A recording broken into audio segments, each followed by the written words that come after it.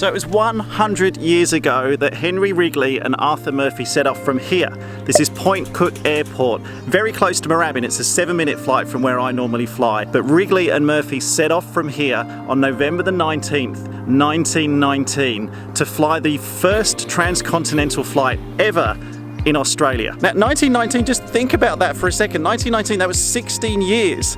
Only 16 years after the Wright brothers first flew. And so what I'm doing over the next 7 days is I'm trying to recreate as closely as possible the route that Wrigley and Murphy flew in this Cirrus SR22. And if you're new to the channel and you haven't seen this aircraft before, this is Echo Yankee Zulu. This is the aircraft that I'll be recreating the flight in. I'll tell you more about the route as we go along. I've got quite a busy schedule today. We're leaving Point Cook now.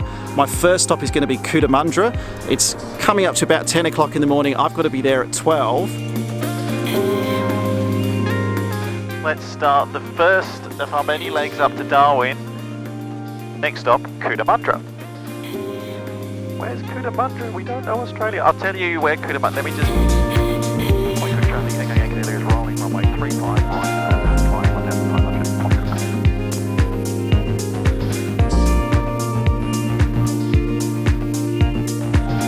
Clouds are pretty low here in Melbourne at the moment. They're at about 3,000 feet, but like Wrigley and Murphy, we're going to stay low level, even though it's pretty bumpy down here at the moment because of the strong westerly wind, but we're going to stay down low, 1,500 feet over the ground at the moment.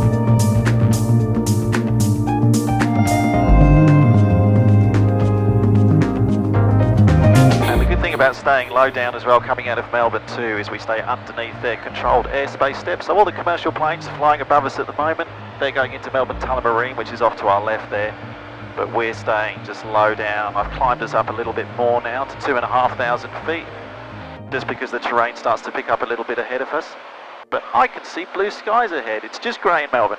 Melbourne coastal. Okay, I can switch that frequency over. That goes to another frequency now because we're out of the main Melbourne centre. And the further north we go, you'll notice with this trip, the less radio chatter there will be. Melbourne's like blah, blah, blah, blah, blah, blah. Then these sort of parts coming through Victoria and New South Wales, there'll be chatter. Once we get into Queensland and we start going through some of the desert, sometimes we can't even get a radio signal, so there'll be no chatter. The only person chatting will be me.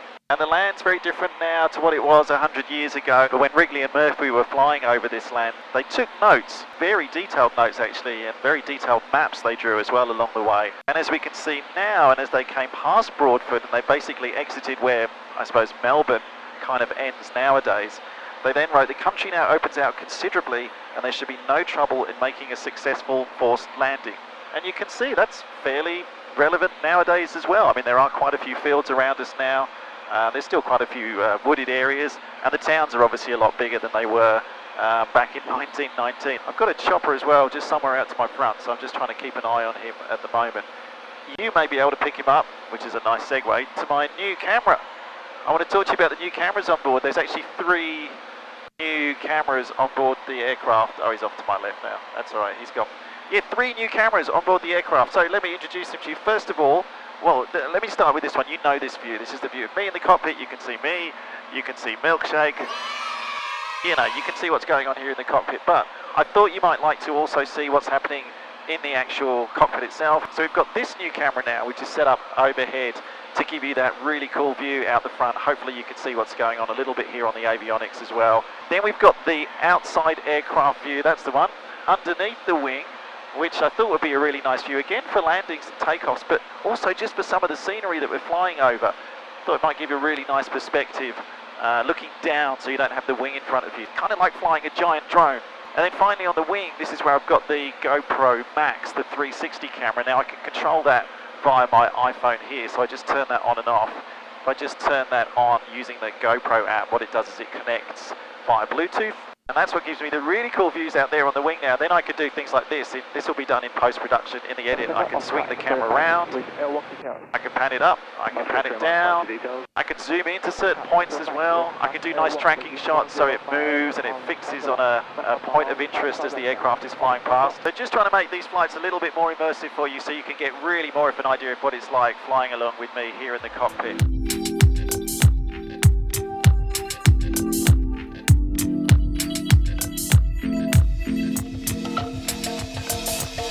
Cockpit traffic, Echo Yankee Zulu going around. We're going to reposition based on the wind for a join for runway 28, Cootamundra.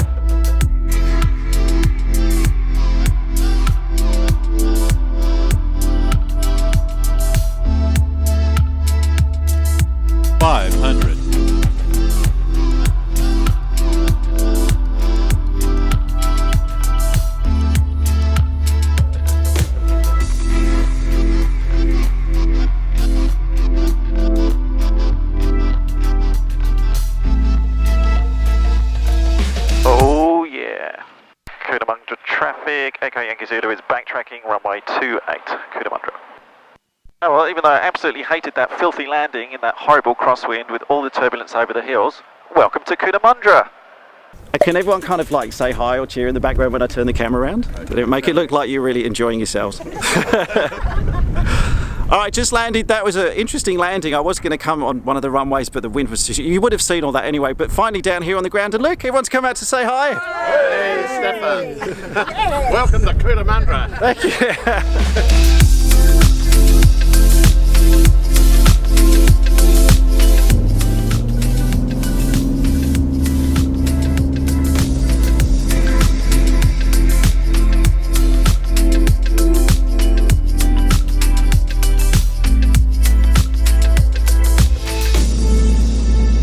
Halfway between Cootamundra and Narromine. You can probably see as well around there's a lot of dust. That's not bushfire smoke like we had in one of the previous videos when I flew up to Sydney. That's just dust that's being picked up from the ground with the strong winds and just being blown across in front of us now. It does still look pretty sort of dusty up ahead, but I do know because the wind's blowing from my left basically as you're looking at this. We are turning more towards the west as this flight goes on. And so I'm hoping that we're actually going to get away from some of the dust. I think it's going to be like this through to Narromine, but then on the trip, on the last leg through to Bourke, I'm just hoping it's a little bit better. Also, the winds at Narromine are picking up, and they're pretty strong, about as strong as they were at Cootamundra coming in, so I know that's going to be quite a gusty landing. But again, Narromine has a runway that's pretty much into the wind, so I'm hoping, I'll check it out and see what it's like. If all else fails, my backup plan, which I've been working on, is continue on to Bourke, because I know the winds are quite light there, and even though I wanted to land at Narromine to see people there for this Wrigley Murphy commemoration, if it comes down to it that we can't safely get the plane on the ground, we're not going to try. You can give me clouds, you can give me cold weather, but I'll tell you the one thing I just hate is these long sloggy kind of days where you're just fighting the winds all the way around. Turbulence sucks. We're going to come to the town of Forbes shortly, then we're going to be taking a slight right turn. I'm going to turn us towards Parkes, which is well known in Australia for having a huge satellite dish. It was really instrumental in broadcasting the moon landing in the 1960s. But in the meantime, I'm going to battle these winds a little bit more. I'm going to check the weather and see what it's doing at Narromine just to make sure it's looking all right for an arrival. But past the dish and then into Narromine.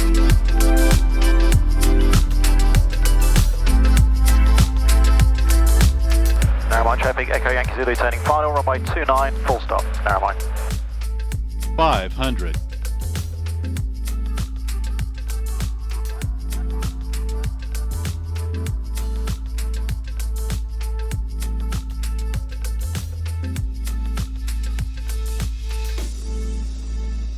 I reckon on hindsight I should have gone with that runway 22. I think the wind's a bit more favourable for that. All good, down on the ground, good crosswind landing practice. Stop number... Welcome to Narromine. Been quite dusty recently? It's been really dusty lately, yeah. Just when it's even cab okay and gusting 30 knots, it's just picking it up. You know, this is the drought, I suppose, and there's no grass and topsoil holding it all down. And this is the museum that you guys haven't been into before. No. You should have. And that's a photograph of the Vickers Vimy. They landed here, I think it was on the 13th of February 1920, and my father, who'd just come back from the Western Front, was quite interested, and he was out here, and they of course put on a big party as you do, and he said the next morning the plane was surrounded by beer bottles. They were meant to take off, I think, at 7 o'clock in the morning, but they didn't take off, I understand, until 3 o'clock in the afternoon, which so we Once they're rehydrated had again. to dry out a bit. Yes.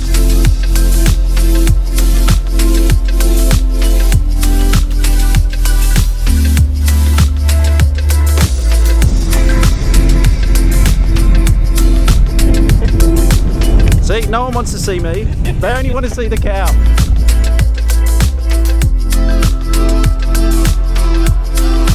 And that is the Mitchell Highway and the railway line down below us, which Wrigley and Murphy use to navigate their way to Bourke, which will be our final destination today. Oh, which is good. Long day. Also, I'm very conscious that the camera battery's about to die on this one. I didn't change it over. Not sure how the wing's going. This one's probably gone as well. From a technology point of view, it's been a complete fail for me for today. I apologise. I'll sort out my battery.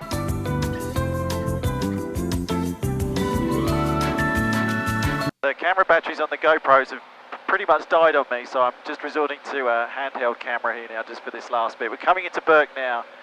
I've got to say, this has been one of the hardest flights I've done for a long time. I mean, the skies are beautiful and clear around me, as you can see, but boy, this turbulence and this wind is punishing. It's just been like this constantly since we left well-timed turbulence, well-timed. Since we left Melbourne, it's been like this constantly. Climbed up to 8,500 feet. That's not much better. In fact, the wind's basically exactly as it was down low as well. There are all these kind of what we call dust devils here, like little tornadoes that are flicking up dust into the sky, so I'm having to navigate around those. So my track is not exactly as per the Wrigley Murphy flight, but obviously safety and comfort on board the aircraft comes before that, so I've been navigating around those a bit. But yeah, it's just, I love flying, I love aviation, I love to travel, but some days just suck. And today sucks.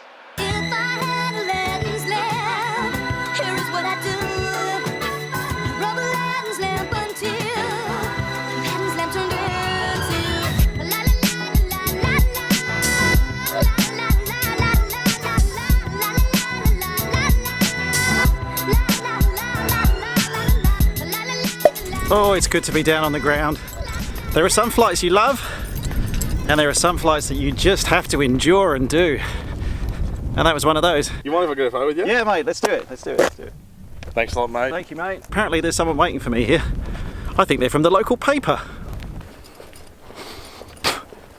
Okay, just met the lady from the local radio station. We're going to do a radio interview tomorrow morning apparently, which is pretty cool. Talk a bit about the Wrigley Murphy flight. Bronwyn, thank you very much if you're watching this in advance. She's offered to give me a lift to the hotel from here because it's a bit too far to take my new edition in Echo Yankee Zulu. I'll tell you about that later in the trip. I had a cold glass of water.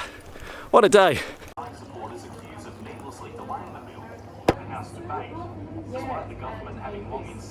Okay, dinner was nice actually. Just had like a salad with chips. Not too many options generally in Outback Australia for vegan/vegetarians, but I managed to find something there which was quite nice. Just going to go to the newsagent now to see if I can pick up some drinks for the morning, but apart from that, I think I might be done for the day.